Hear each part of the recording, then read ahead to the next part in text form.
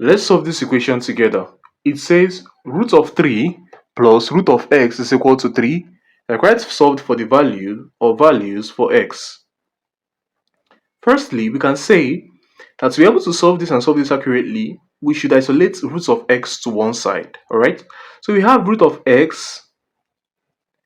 Now, how do we isolate this to one side? We subtract root of 3 from both sides. So we say minus root of 3 plus this.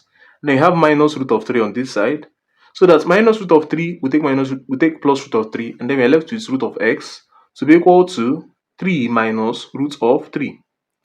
Okay, now we can square both sides. Okay, so we say root of x squared is equal to 3 minus root of 3 all squared. Alright.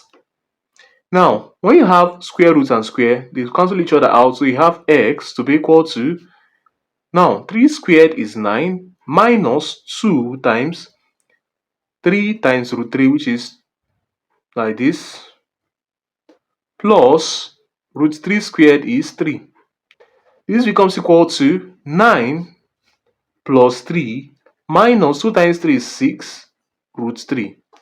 This is equal to 12 minus 6 root 3.